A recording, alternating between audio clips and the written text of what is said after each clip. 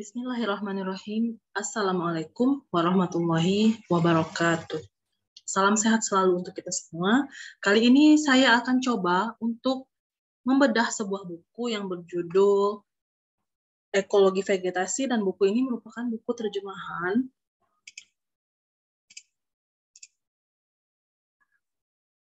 Alasan saya membedah buku ini dikarenakan dalam ekologi vegetasi banyak digunakan metode-metode statistika, terutama dalam metode klasifikasi dan metode ordinasi pada ekologi vegetasi tersebut. Selain metode klasifikasi dan metode ordinasi, juga ada beberapa teknik statistika yang digunakan dalam ekologi vegetasi, yakni rancangan percobaan atau desain eksperimen berupa rancangan split plot dan lain sebagainya. Kemudian ada juga analisis regresi korelasi dalam ekologi vegetasi. Namun pada yang kita fokus yang akan dibedah pada buku ekologi vegetasi kali ini adalah metode klasifikasi dan metode ordinasi. Ini bukunya. Buku ini merupakan buku yang diterbitkan oleh LIPI,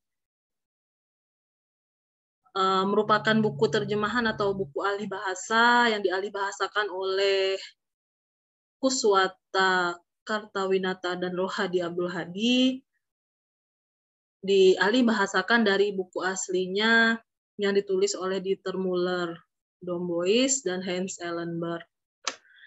Karena itu bahasa-bahasa dari buku ini merupakan bahasa-bahasa terjemahan, sehingga mungkin ada beberapa yang perbedaan dalam pengertiannya. Mungkin ada beberapa perbedaan, namun kita gunakan saja bahasa yang digunakan atau pilihan kata yang digunakan oleh Pak Kuswata Kartawinata dan Pak Rohadi Abdul Hadi ini.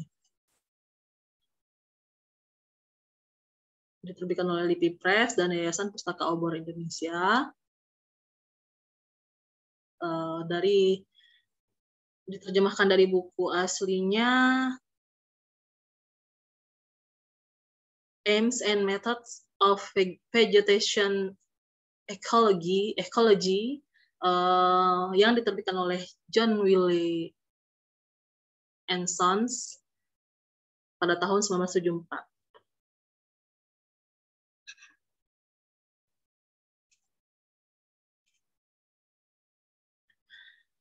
Konten pada buku ini sebetulnya sangat padat, namun ini ada beberapa ringkasan dari saya.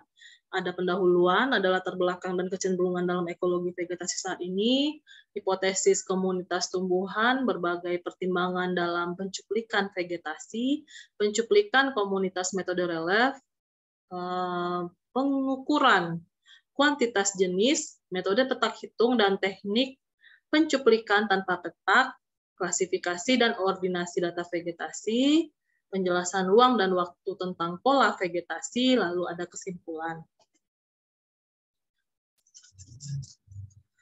Masalah untuk membuat pendekatan objektif bagi pengenalan dan penentuan komunitas tumbuhan telah menjadi keprihatinan para peneliti atau menjadi fokus dari para peneliti, terutama di daerah-daerah tempat komunitas yang mudah dikenal jarang atau tidak ada atau terdapat hanya sebagai unit fisionomi yang besar, misalnya hutan, padang rumput.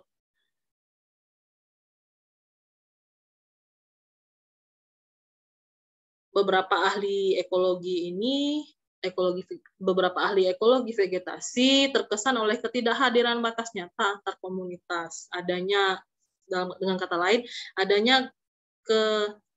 tidak terdapat batas-batas yang nyata antar komunitas pada vegetasi. Berbagai komunitas tumbuhan dikaji dengan pencuplikan sistematika atau acak populasi tumbuhan sepanjang gradasi sebaran terpilih. Ketika populasi yang dikaji disusun kembali menjadi komunitas, ditemukan bahwa tidak ada dua populasi yang mempunyai sebaran yang persis paralel, sehingga komunitas menjadi sangat sukar untuk ditentukan dengan landasan matematika yang tepat. Alih-alih kajian ini menekankan bahwa kontinuitas sebaran bukan hanya berlaku untuk populasi, melainkan juga untuk komunitas. Sebuah orientasi matematika statistika lain berkembang di Inggris, terutama oleh Greg Smith pada tahun 1964, Kershaw 1964, dan lainnya, khususnya mendalami penelitian kuantitatif pola-pola vegetasi kecil. Komunitas lebih besar yang mudah dikenal boleh dikatakan diterima sebagai komunitas yang menyajikan satuan objektif untuk dikaji secara terperinci. Pertanyaan yang menarik perhatian besar termasuk analisis matematika asosiasi positif dan negatif antara jenis dan pendeteksian variasi yang menyimpang dari keacakan atau randomness dan kelompok tumbuhan dengan luasan kecil. Kedua orientasi, kelompok Amerika Utara yang bekerja dengan segmen vegetasi yang luas dan kelompok Inggris yang berkecimpung dengan vegetasi sempit, memandang ordinasi komunitas berdasarkan kesamaan suatu alternatif yang efektif dari klasifikasi. Ini didasarkan pada pengamatan universal bahwa tidak ada dua komunitas yang persis sama. Fakta ini ditekankan dengan tegas oleh Gleason 1926-1939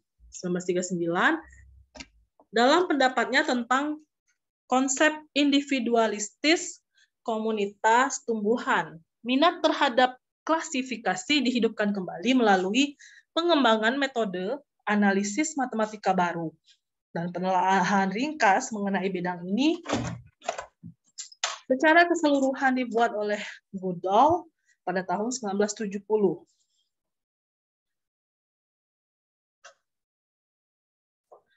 Oke, baik. Di sini seperti yang saya sampaikan di awal bahwa fokus saya adalah tentang metode klasifikasi dan metode ordinasi. Maka di sini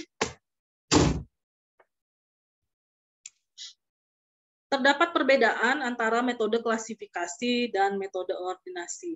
Untuk metode klasifikasi sendiri berkembang dari metode daftar jenis atau ReLEF, bab 5 dan bab 9 pada buku ini, yang bertujuan untuk memperoleh daftar jenis tumbuhan yang lengkap dalam sederet habitat yang relatif kecil dan seragam lingkungannya. B. Bekerja dengan komunitas yang dianggap homogen dalam hal jenis dominan dan subdominan serta lapisan vegetasi. C. Bertujuan untuk membuat pertelaan dalam bentuk klasifikasi dengan mencuplikan himpunan-himpunan tumbuhan yang terdapat berulang-ulang dan dapat dibedakan secara visual. D. Biasanya intensitas pencuplikan tinggi karena pencuplikan untuk pola berulang memerlukan replikasi. Kehadiran atau ketidakhadiran jenis dianggap lebih penting ketimbang variasi kecil mengenai jumlah. Oleh karena itu, metode ini sifatnya kualitatif. Selanjutnya, metode ordinasi dikembangkan khususnya dari metode survei pohon pada bab 7 dan biasanya mengabaikan rincian tentang pola dan komposisi jenis tumbuhan bawah selama fase pencuplikan. B. Bekerja dengan komunitas yang homogen hanya dalam hal jenis dominan atau lapisan vegetasi dominan. Oleh karena itu, komunitas biasanya agak luas sehingga tumbuhan bawah dan habitatnya heterogen. C. Bertujuan untuk membuat pertelaan dengan ordinasi, yaitu menderetkan cuplikan tegakan menurut urutan kesamaan. D. Intensitas pencuplikan dapat tinggi atau rendah. Setiap cuplikan tegakan dapat berisi himpunan tumbuhan yang sangat berbeda. Replikasi pencuplikan tidak diperlukan dan karena itu pemunculan pola berulang hanya kebetulan. Kehadiran dan ketidakhadiran jenis dianggap kurang penting dibandingkan dengan variasi kecil mengenai jumlah. Oleh karena itu metode ini sifatnya kuantitatif. Meskipun berbeda, kedua metode ini bersaing dalam memperoleh pertelaan mendalam kawasan vegetasi terbatas atau formasi vegetasi yang tersebar luas seperti hutan atau vegetasi rumput. Tetapi kedua metode itu juga saling melengkapi dalam perlakuan data cuplikan. Tegakan yang dicuplik untuk sebuah klasifikasi dapat diolah dengan ordinasi, sementara tegakan yang dicuplik untuk ordinasi dapat diklasifikasi asal saja data floristiknya cukup lengkap. Terlepas dari metode yang dipakai untuk analisis lapangan, sebuah cuplikan tegakan atau ReLEF harus memenuhi persyaratan berikut. Yang pertama, harus cukup besar untuk dapat menampung semua jenis yang dimiliki komunitas. Yang kedua, habitat harus seragam di dalam tegakan ini.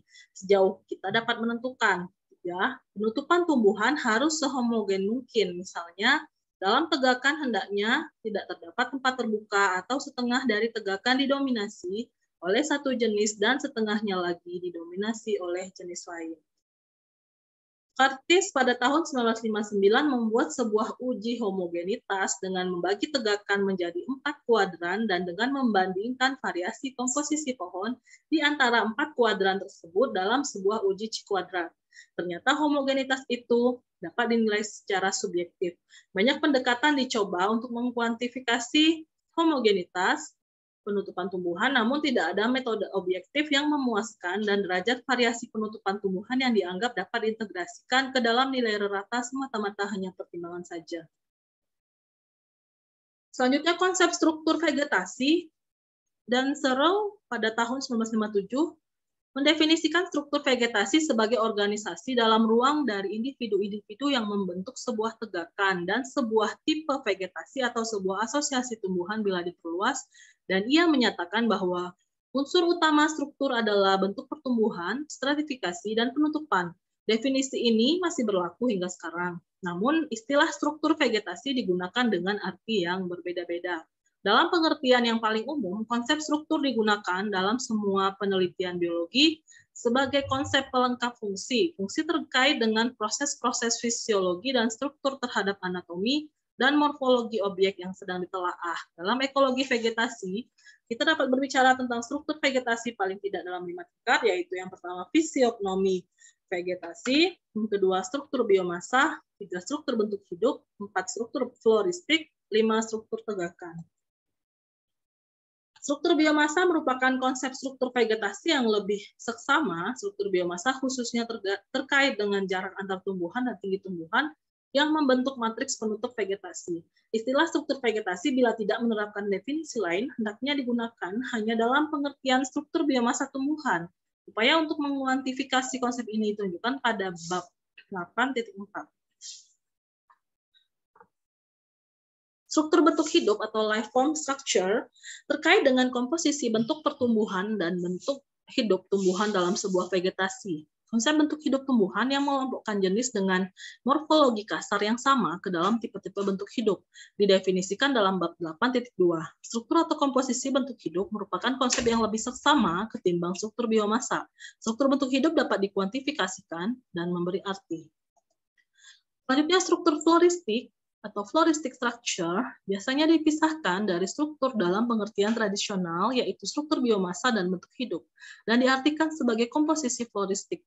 Disarankan untuk mempertahankan pemisahan dan tidak mengartikan komposisi floristik bila menggunakan kata struktur tanpa klarifikasi lebih jauh. Dalam hal struktur bentuk hidup, kita dapat juga berbicara tentang komposisi bentuk hidup. Istilah komposisi bila tidak diberi kualifikasi lebih lanjut biasanya berarti komposisi floristik pada tingkat jenis.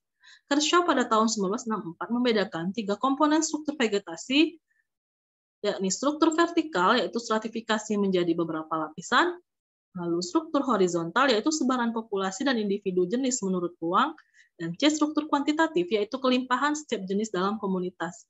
Shimwell pada tahun 1972 menerima 3 pembagian struktur vegetasi ini dan memperluas istilah struktur untuk mencakup juga struktur menurut waktu yang mengacu kepada suksesi dan klimaks. Meskipun demikian, kita di sini hanya membahas struktur spasial atau spatial structure.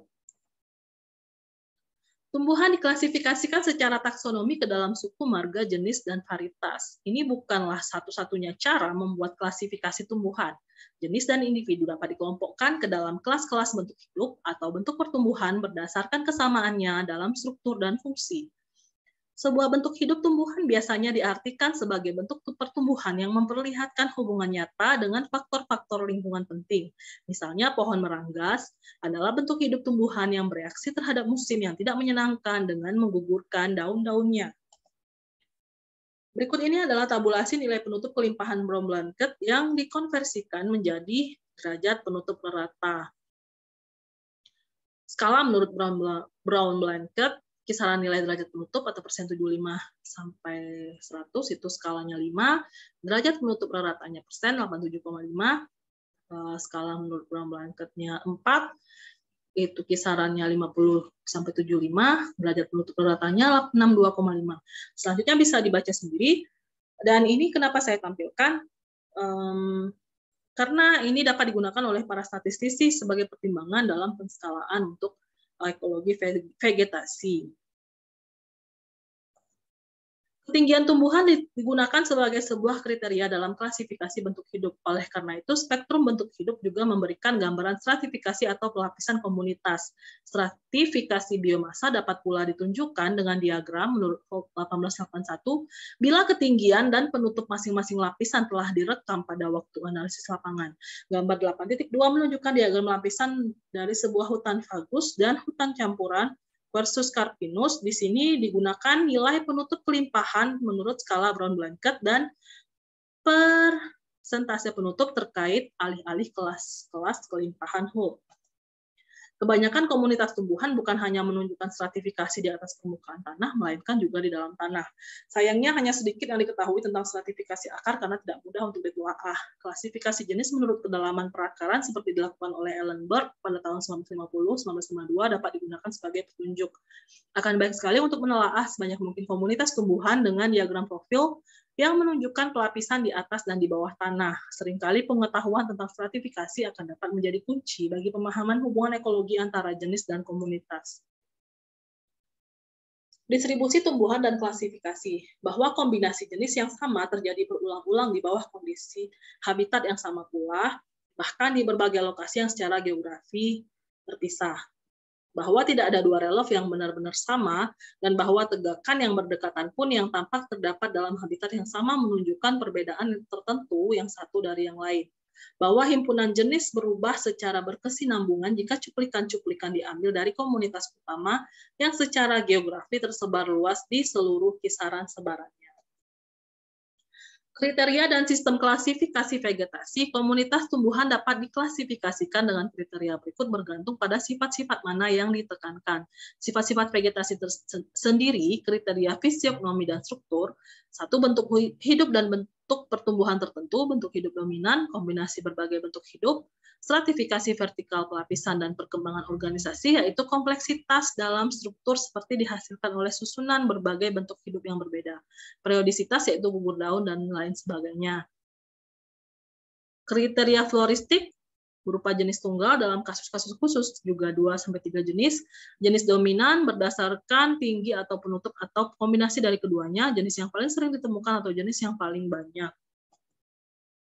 Kelompok-kelompok tertentu jenis tumbuhan, kelompok-kelompok tumbuhan yang dibentuk dengan statistik vegetasi, jenis konstan yakni kelompok yang selalu hadir, jenis diferensial yaitu jenis pemisah, jenis penciri atau indikator atau diagnostik.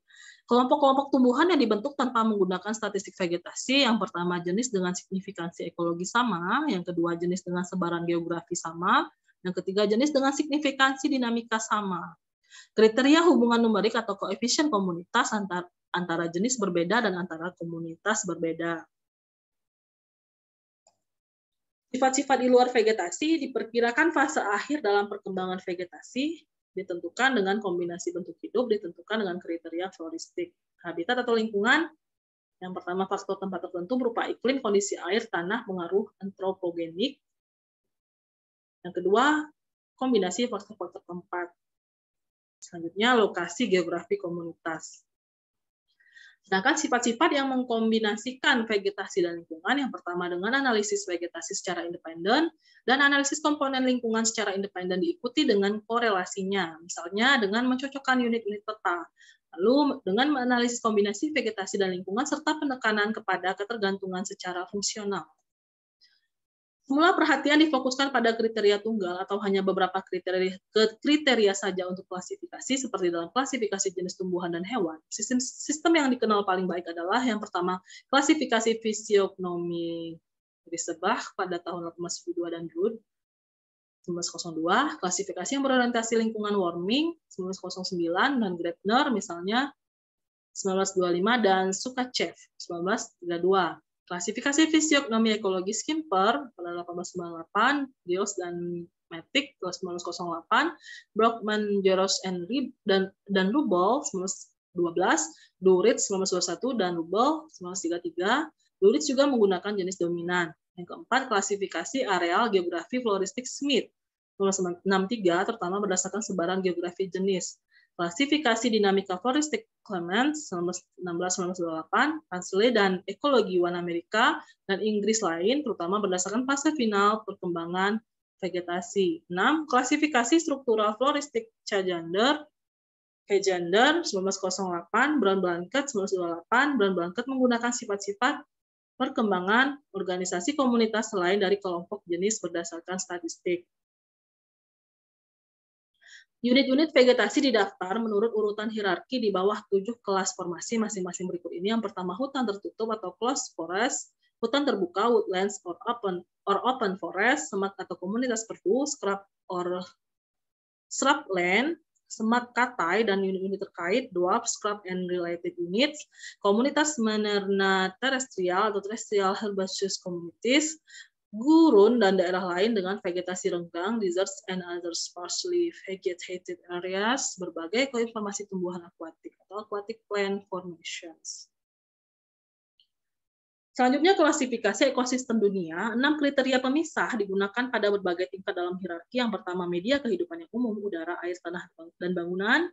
Lalu yang kedua, biomasa dan produktivitas produsen primer. Yang ketiga, faktor pembatas aktivitas produsen primer, konsumen, dan pengurai. Yang keempat, mekanisme pengaturan bahan-bahan atau perolehan atau kehilangan hara. Kelima, peran relatif produsen sekunder, misalnya herbivore, carnivore, parasit, dan pemroses mineral atau mineralizer lain. Yang keenam, peran manusia dalam ekosistem, misalnya peran dalam asal, pengembangan, aliran energi, dan pendauran mineral dalam ekosistem, khususnya fungsi manusia dalam melengkapi sumber energi. Ekosistem makro atau macroecosystems mewakili tingkat lebih rendah berikutnya di dalam setiap ekosistem mega. Ekosistem makro masih merupakan unit sangat luas dan unit inklusif yang dipisahkan terutama dengan kriteria 2-4, misalnya hutan. Lalu ekosistem meso atau mesoecosystems dianggap sebagai unit dasar dari sistem ini dan merupakan ekosistem dalam pengertian yang sangat umum. Sebuah mesoekosistem dianggap sebagai suatu sistem yang relatif seragam atau homogen dalam kaitannya dengan kondisi abiotik dan bentuk hidup dari produsen primer dan sekunder yang menguasai, misalnya hutan tanggas, daun lebar, dingin, beserta kehidupan hewannya. Ekosistem mikro atau microecosystems adalah subdivisi ekosistem meso yang menyimpang dalam komponen khusus berupa hutan meranggas, daun lebar, dingin, tanah, pegunungan, atau subalpin beserta kehidupan hewannya. Ekosistem nano atau nanoecosystems adalah ekosistem kecil yang secara spasial terkandung dalam ekosistem yang lebih besar dan menunjukkan kepribadian sendiri sebuah cekungan basah dalam sebuah hutan meranggas, daun lebar, pegunungan. Itu contohnya. Selanjutnya, skema klasifikasi mencakup skala khusus untuk mendefinisikan macam dan derajat pengaruh manusia dalam setiap ekosistem yang akan diklasifikasikan. 4 macam intervensi manusia dapat dikenal sebagai 1. Pemanenan material organik dan mineral yang bermakna bagi metabolisme sebuah ekosistem. Yang kedua, penambahan mineral atau material organik atau organisme. Yang ketiga, peracunan, penambahan bahan-bahan yang tidak biasa bagi metabolisme ekosistem dan merusak organisme penting atau kelompok organisme. Keempat, pengubahan komposisi jenis dengan menekan jenis yang ada atau dengan introduksi jenis asing ke dalam ekosistem. Derajat intervensi manusia dalam masing-masing tipe dinyatakan dengan skala intensitasnya yang meningkat dari 1, berupa tidak ada pemanenan, sampai 9, pemanenan destruktif. Nah, di sini bermain skala lagi, statistik lagi yang berperan. Lalu untuk perbandingan ekosistem dalam skala dunia, dalam sistem ini dimasukkan pemisahan biogeografi menjadi 9 kawasan seperti Amerika tropik, Afrika tropik, Asia tropik, Australia, dan lain sebagainya. Masing-masing kawasan biogeografi ini dapat dipecah lebih lanjut menjadi subkawasan biogeografi atau provinsi. Semua kriteria dalam sistem diidentifikasi dengan lambang huruf dan sistem desimal. Dengan cara ini dapat dibuat klasifikasi ekosistem apa saja dengan rumus pendek dalam perspektif dunia. Sehingga di sini dapat saya simpulkan bahwa seorang statistisi dapat saja berkolaborasi dengan para peneliti ekologi dalam rangka membantu dan menganalisis hasil-hasil penelitian di bidang ekologi vegetasi ini. Dikarenakan dalam penelitian lapangan yang dilakukan seorang ekologiwan tentunya akan lebih diperkuat oleh para statistisi dalam hal metode klasifikasi dan juga metode ordinasinya. Selanjutnya konstansi. Konstansi dapat diekspresikan baik dengan persentase atau lebih sederhana lagi dengan 5 kelas yang dinyatakan dengan angka Romawi sebagai berikut. 1 sampai 20% itu konstansi langka, 20,1 sampai 40% konstansi rendah, 40,1 sampai 60% konstansi antara, 60,1 sampai 80% konstansi agak tinggi, 80,1 hingga 100% konstansi tinggi. Dalam berbagai istilah dalam ekologi vegetasi ini banyak ditemukan pengklasifikasian berupa skala-skala dan hal tersebut merupakan skala yang dapat digunakan oleh para statistisi atau matematikawan atau statistikawan dalam mengolah dan menganalisis data lebih lanjut terkait metode ordinasi atau ordination methods. Dengan tabel 9.10 dapat diputuskan jenis yang mana yang dianggap sebuah jenis penciri untuk asosiasi, aliansi, ordo, atau kelas. Di antara jenis penciri, Brown Blanket membedakan 3 derajat kesetiaan atau fidelity atau fidelitas dalam kaitan dengan suatu unit vegetasi tertentu. Yang pertama, mutlak terbatas atau absolutely restricted atau setia, yang berarti jenis tersebut khusus atau hampir khusus terdapat hanya dalam suatu asosiasi tunggal. Yang kedua, berasosiasi kuat atau strongly associated, yang berarti jenis tersebut terdapat juga dalam asosiasi lain tetapi jauh lebih jarang.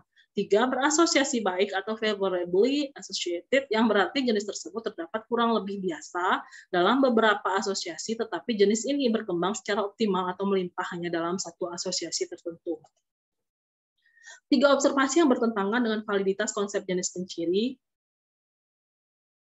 adalah sebagai berikut. 1, spektrum habitat-habitat yang ada bervariasi dari satu kawasan geografi yang satu ke yang lain, terutama di kawasan dengan habitat yang telah dimodifikasi oleh kegiatan pertanian seperti pemupukan komunitas-komunitas ara-ara secara teratur. Ini dapat membuka relung-relung baru atau menghilangkan yang lain bagi jenis yang terdapat di kawasan geografi yang berbeda. 2, jenis yang sama berasosiasi dengan pesaing-pesaing berbeda dari kawasan geografi yang satu ke yang berikutnya. Ini dapat mengakibatkan hubungan lingkungan yang berbeda bagi jenis yang sama. 3, kawasan-kawasan geografi berbeda terkait dengan variasi iklim makro yang mungkin dimanifestasikan secara genetik dalam jenis yang sama. Ini akan memisahkan jenis yang sama menjadi ras ekologi atau ekotipe dengan adaptasi fisiologi yang berbeda. 3 faktor tersebut akan beraksi bersama yang mengakibatkan hubungan sosiologi berbeda bagi setiap jenis yang mempunyai sebaran geografi yang luas.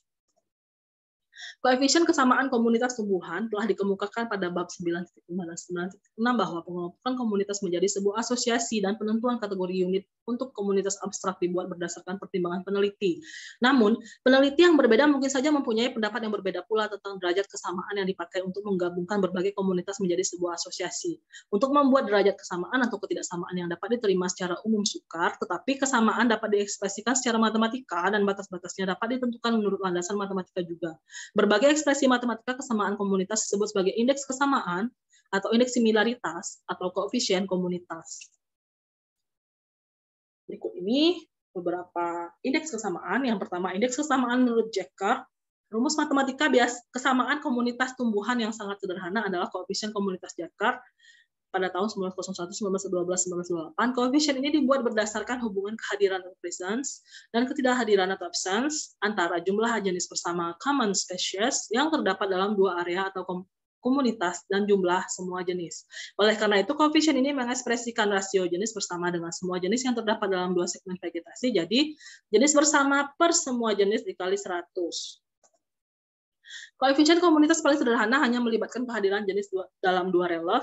Konsep kehadiran tidak melibatkan kuantitas. Koefisien komunitas berbasis kehadiran atau presence community coefficient atau indeks kesamaan atau IS atau Index of Similarity sama dengan jumlah jenis bersama hadir di 2 petak atau common species yang dinyatakan dengan persentase jumlah total jenis hadir dalam 2 petak. IS dihitung dengan rumus indeks J sama dengan Jaccard. ISJ sama dengan C per A plus B plus C kali 100. C adalah jumlah jenis bersama, A adalah jumlah jenis khas dalam relief pertama, dan B jumlah jenis khas dalam relief kedua. Nilai-nilai ini dapat diperoleh dengan menghitung jenis dalam tabel. Dalam contoh kita, indeks kesamaan berbasis kehadiran adalah ISJ sama dengan 18 per 10 plus 11 plus 18 kali 100 sama dengan 46%. Oleh karena itu, dengan memberikan bobot sama kepada kehadiran dan ketidakhadiran semua jenis, analisis dua relaf pertama tidak memberikan hasil seperti diasumsikan dari pandangan pertama. Koefisien komunitas berbasis kehadiran Descartes sering ditulis sebagai berikut: ISJ sama dengan C plus A plus B min C dikali 100. Dalam rumus ini, A menyatakan jumlah total semua jenis dalam relaf A dan B jumlah total dalam relaf B, sedangkan C adalah jumlah jenis bersama seperti dalam rumus pertama diterapkan pada data yang sama. Sehingga ISJ sama dengan 18 per 28 plus 29 min 18 dikali 100 sama dengan 46%. Selanjutnya, indeks kesamaan menurut Sorensen. Beberapa koefisien komunitas atau indeks kesamaan lain telah dikembangkan, tetapi sebagian besar sangat mirip atau dikembangkan dari koefisien Descartes. Satu dari indeks kesamaan yang telah digunakan secara luas adalah indeks yang dibuat Sorensen pada tahun 1948. Indeks S atau Sorensen sebagai berikut: ISS sama dengan C per setengah plus, ISS sama dengan C per setengah dikali A plus B kali 100 atau 2C per A plus B kali 100. Di sini C adalah jumlah jenis bersama dalam dua relaf, A sama dengan jumlah total jenis dalam relaf A, B jumlah total jenis dalam relaf B. Bila diterapkan kepada data yang sama, relaf 1 dan 2 tabel 97, koefisien komunitas kehadiran Sorensen menghasilkan kesamaan lebih besar dibandingkan dengan koefisien Descartes. ISS sama dengan 18 kali 2 per 28 plus 29 dikali 100 sama dengan 63%.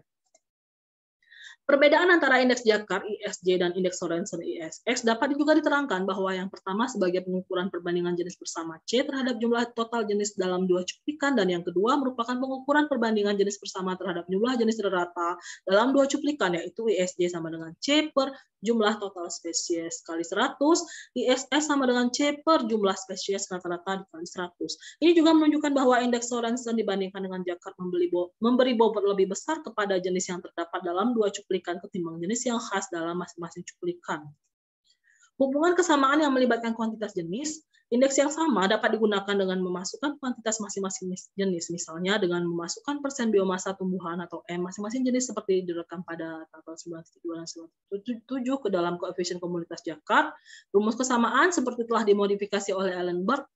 Indeks E Ehlenberg dapat ditulis sebagai berikut: ISE sama dengan MC bagi 2 per MA plus MB plus MC bagi 2 kali 100. Di sini MC adalah jumlah nilai persen biomasa jenis bersama di dua tegakan, MA adalah jumlah nilai persen biomasa jenis yang hanya terdapat di tegakan kedua, jenis yang diberi skala plus diberi nilai 0,1%. Penerapan indeks Descartes yang telah dimodifikasi menjadi rumus kuantitatif terhadap contoh kita, relaf 1 dan 2 tabel 97, menghasilkan kesamaan yang lebih besar antara dua komunitas pertama. Tabel 10.1 menunjukkan contoh lengkap perhitungan ISE antara dua relaf adalah 79%, karena beberapa jenis bersama mempunyai nilai persentase biomasa tinggi. Indeks kesamaan kuantitatif yang paling banyak digunakan untuk koordinasi adalah indeks Sorensen yang telah dimodifikasi dan diterapkan pertama kali oleh Motyka, Dobzhansky, dan Zawadzki pada tahun 1950. Indeks Mo itu disebut indeks Motyka, IS-Mo sama dengan 2 MW per MA plus MB kali 100. MW adalah jumlah nilai kuantitatif lebih kecil dari dua jenis bersama dalam dua relaf dan bukan jumlah nilai dua relaf. Pertimbangan mengenai ini adalah bahwa nilai yang lebih kecil terkandung baik dalam nilai yang lebih besar dan nilai yang lebih kecil dari jenis bersama. MA adalah jumlah nilai kuantitatif semua jenis dalam salah satu dari dua petak, dan MB adalah jumlah nilai kuantitatif semua jenis di petak yang satu lagi. Diterapkan kepada dua tegakan pertama, relaf 4 dan 10 dalam tabel 9.7, nilai IS dihitung sebagai berikut: MW sama dengan 21 plus 0,1 plus 0,1 plus 2 plus 2 plus dan seterusnya sampai plus 0,1 sama dengan plus 1,8 dengan N-nya adalah 18. MA sama dengan 74 plus 1 plus 0,1 plus 2 plus 1 plus 0,1 dan seterusnya sampai plus 0,1 sama dengan 101,4 dengan N-nya adalah 28. Dan MB sama dengan 12 plus 0,1 plus 2 plus 5 plus 3 plus 2 dan seterusnya plus 1 sama dengan 99,7 dengan N-nya sama dengan 29. IS-Mo atau indeks Motyka 41,8 kali 2 per 101,4 plus 99,7 kali 100 sama dengan 41,6%. Bray dan Curtis pada tahun 1957 memperkenalkan penyederhanaan penghitungan yang akhir-akhir ini juga disarankan oleh Daggett dan Poisonnet 1969, ini memungkinkan untuk mengganti nilai MA dengan 100 dan menyesuaikan nilai untuk MB ke 100 juga sehingga MA plus MB sama dengan 200. Dalam hal ini, indeks kesamaan diubah dan direduksi menjadi indeks BC sama dengan Brand-Curtis, ISBC sama dengan 2MW per 200 dikali 100 atau ISBC sama dengan MW persen. Dalam penerapan rumus ini harus dipakai nilai persen sebab jumlah nilai kuantitatif harus 100 untuk setiap tegakan. Tetapi karena nilai kuantitatif untuk setiap jenis dalam tabel semangat itu sudah nilai persen, yaitu nilai persen biomasa tumbuhan, dalam bentuk taksiran bobot kering, kolom jumlah bagi setiap analisis relov mendekati nilai 100. Seperti itu ditunjukkan oleh nilai MA dan MB, yaitu masing-masing 101,4 dan 99,7. Oleh karena itu, untuk dua relov pertama, 4 dan 10, nilai IS adalah 41,8%. Menarik untuk dicatat bahwa untuk 25 relov Arenaterum dalam tabel 97 nilai ISBC berdasarkan MA plus MB min 200 dalam sebuah pembandingan hampir sama dengan nilai IS berdasarkan jumlah total nilai kuantitatif sebenarnya untuk MA dan MB. Hal ini terjadi karena rasio 2MC per MA plus MB hampir konstan, yaitu 2/200 atau 1/100. Oleh karena itu, dalam contoh ini jenis khas dapat diabaikan dan derajat kesamaan cukup diterangkan dengan kuantitas jenis bersama. Hal ini tidak mungkin berlaku bagi pembandingan tegakan yang nilai kuantitatifnya bukan dalam persen. Baru-baru ini SPAT 1970 membuat modifikasi indeks Jakart. Indeks ini terdiri atas dua komponen berbeda. Komponen pertama adalah sebuah ekspresi kesamaan nisbi R2 tegakan yang dibandingkan. Komponen kedua adalah penerapan kuantitatif langsung indeks Jakart seperti dikemukakan oleh Gleason 1920. Komponen kedua ini dikalikan dengan komponen pertama. Indeks ditulis sebagai berikut: indeks SP sama dengan indeks SPAT sama dengan MC per MA plus MB plus MC kali 100. Untuk memperoleh komponen pertama, nilai kuantitatif lebih kecil dari jenis bersama dalam kedua tegakan dibagi oleh nilai kuantitatif lebih besar. Hasil pembagian yang diperoleh yang jumlahnya sama dengan jumlah jenis bersama dijumlah dan hasil penjumlahan itu dibagi dengan jumlah jenis dalam dua tegakan. SPAT memberikan contoh berikut terkait dengan nilai biomasa taksiran dalam persen. R adalah 35, 50, plus 30, 55, 10 bagi 10 per 5 sama dengan 0,7 plus 0,6 plus 1,0 per 5 sama dengan 0,46. ISSP sama dengan 0,46 kali 190 per 200 kali 100 sama dengan 43,7%. Selanjutnya indeks asosiasi.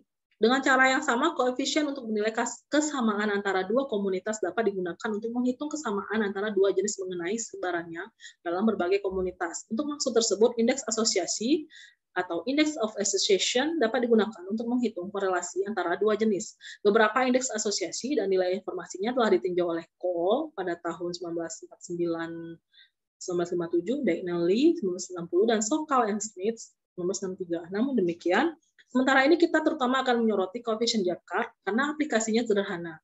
Indeks kesamaan komunitas Jakart dapat digunakan sebagai indeks asosiasi jenis dalam tiga cara. Yang pertama, untuk mengevaluasi korelasi kehadiran dan ketidakhadiran jenis antara peta, kuadrat, atau relef. Dua, untuk membandingkan persesuaian nilai kuantitatif atau jumlah setiap jenis yang hadir. Tiga, untuk membuat korelasi konstansi jenis antara tipe-tipe vegetasi. Indeks asosiasi jenis atau IA berdasarkan kehadiran K ditulis dalam bentuk rumus berikut untuk membandingkan relef IAK sama dengan C per A plus B plus C kali 100. Namun demikian, di sini C adalah jumlah relef di mana dua jenis yang dibandingkan hadir bersama. A mengacu kepada jumlah relef di mana satu dari dua jenis hadir sendirian dan B adalah jumlah relef di mana jenis yang lain ditemukan sendirian. Misalnya untuk Bromus erectus dan Salvia pratensis dalam tabel 97 kehadiran C sama dengan 5, A sama dengan 2, dan B sama dengan 0 menghasilkan nilai IA. IAK sama dengan 5 per 2 plus 0 plus 5 kali 100 sama dengan 5 per 7 kali 100 sama dengan 72%. IA yang dikuasai bersama dengan Arenaterum elateus atau dengan Cesium praeraceum atau dengan jenis lain yang dapat dibuat dengan cara yang sama. Kalkulasi indeks asosiasi jenis berdasarkan kuantitas IAM, di sini M menyatakan biomasa memerlukan usaha lebih banyak. Untuk maksud ini, kita dapat juga menggunakan Bromus dan Salvia.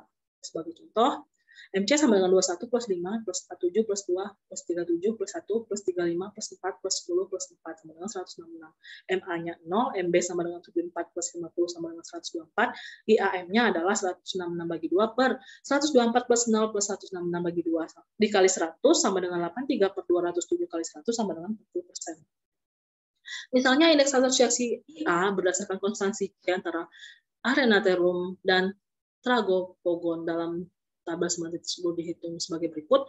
IAC sama dengan CC bagi 2 per CA plus CB plus CC bagi 2 kali 100. Yang dalam hal ini CC-nya adalah 18 plus 9 plus 9 plus 18 plus 82 plus 86 plus 85 plus 60 plus 64 plus 18 plus 17 plus 4 plus 20 plus 20 sama dengan 510. Yaitu 7 keterdapatan bersama, CA sama dengan 22 plus 20 plus 8 sama dengan 50, yaitu 3 keterdapatan khas Arenatherum. CB sama dengan 0, yaitu tidak ada keterdapatan khas Tragopogon. Jadi, IAC sama dengan 255 kali 100 per 305 sama dengan 83,6 atau 84%. Selanjutnya, ordinasi jenis. Dengan cara yang sama, De Vries 1954 menghitung korelasi jenis-jenis umum di padang rumput negeri Belanda yang dicuplik secara acak dengan 1000 kuadrat dengan luas masing-masing 1 meter persegi.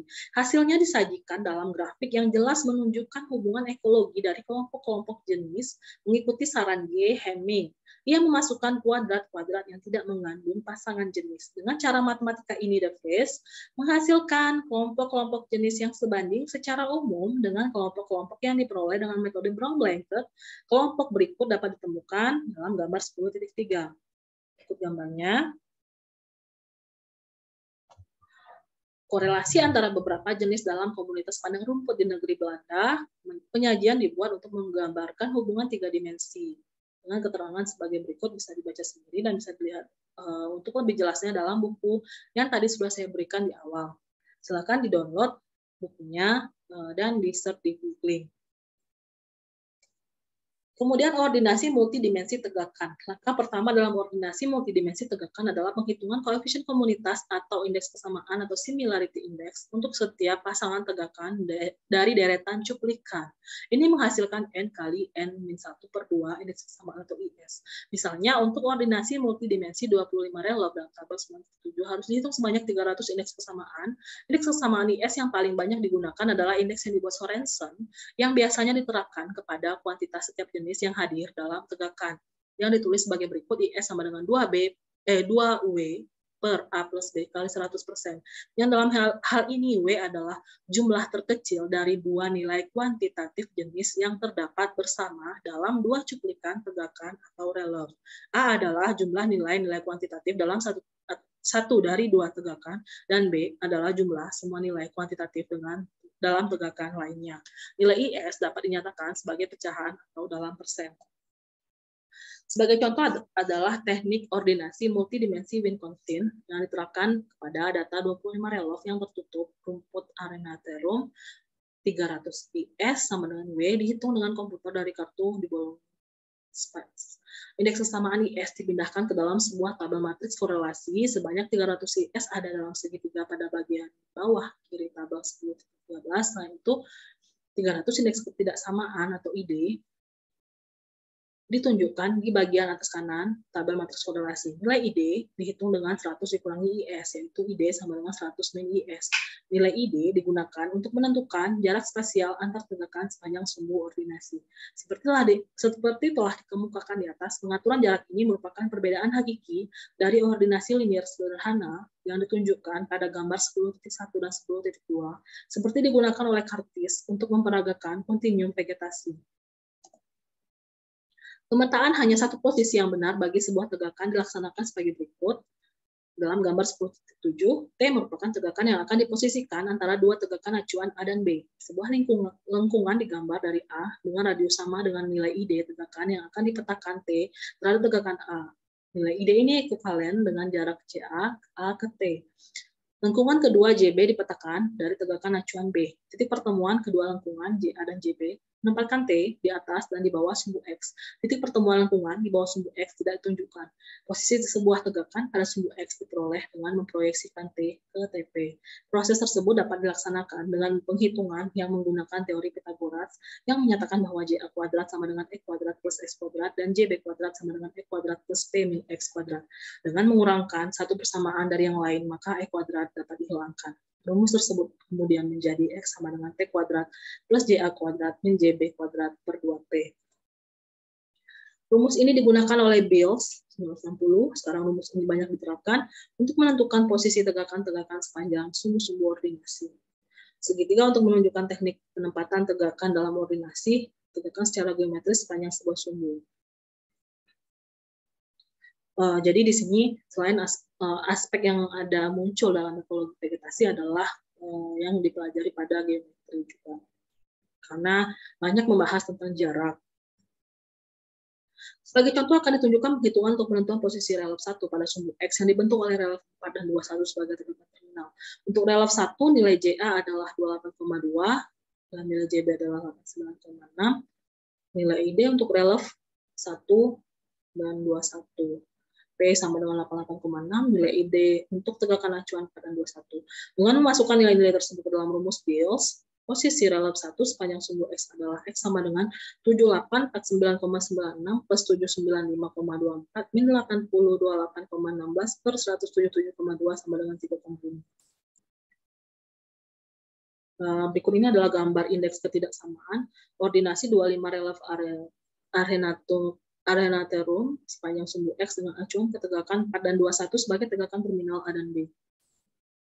Prosedur matematika untuk mencari sumbu-sumbu yang dapat menyatakan dengan baik variasi vegetasi secara maksimal dalam deretan tegakan agak rumit. Penjelasan tentang berbagai teknik ordinasi yang lebih baik yang dikenal sebagai analisis faktor, analisis komponen utama, dan teknik vektor posisi berada di luar cakupan buku ini. Sehingga nanti akan saya bahas dari aspek statistikanya, bukan dari kacamata ekologi vegetasi. Namun, sebagian besar dari contoh-contoh yang akan saya berikan adalah tentang ekologi vegetasi. Berikut ini adalah ordinasi nilai Y per X 25 relief Arenatherum berdasarkan tegakan acuan berbeda, lambang sama dengan yang terdapat pada gambar 10.9, penjelasannya dalam teks. Kemudian gambar 10.12, ordinasi 25 relief Arenatherum dengan analisis tipe Q dari Dagnelis 60 sedikit dimodifikasi. Selanjutnya, uji statistik ordinasi perlu dipahami bahwa grafik ordinasi hanya sebuah perkiraan geometrik untuk melukiskan nilai-nilai ketidaksamaan. Dengan alasan ini, efisiensi grafik ordinasi perlu diuji. Pengujian itu dilakukan dengan membandingkan nilai-nilai ketidaksamaan atau nilai-nilai beda antara sejumlah pasangan relief yang diambil secara acak interval ordinasi yang disajikan pada grafik. Karena ordinasi Y per X pada gambar 10.9 tampaknya sudah cukup menerangkan hubungan kesamaan. Di sini kita hanya akan menguji ordinasi Y per X, interval ordinasi dihitung untuk setiap pasangan relief dengan rumus Pitagoras. Interval ordinasi sama dengan akar dari X1 min X2 dikuadratkan plus Y1 min Y2 dikuadratkan. Dan dalam hal ini interval ordinasi merupakan sisi miring segitiga siku-siku yang dibentuk oleh dua nilai sumbu. Interval ordinasi untuk ketiga sumbu dapat dihitung dengan akar dari X1 min X2 dikuadratkan plus Y1 min Y2 dikuadratkan dikali Z1 min Z2 dikuadratkan.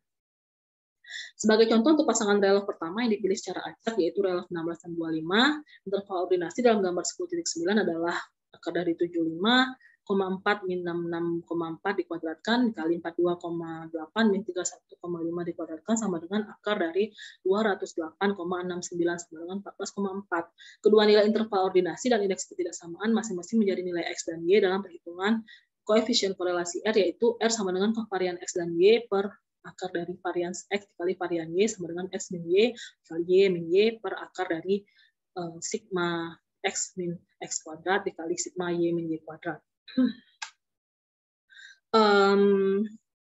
Yang di atas ini X I min X bar Y I min Y bar.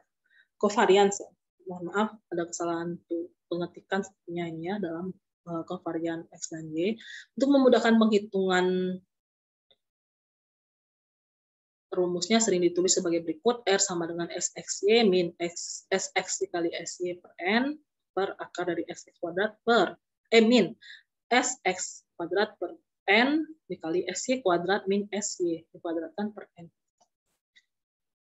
Tabel 10.16, 10 pasangan relief yang dipilih secara acak untuk membandingkan interval ordinasi yang ditunjukkan pada gambar 10.9 dengan nilai indeks ketidaksamaan dari tabel 10.13 dengan koefisien korelasi.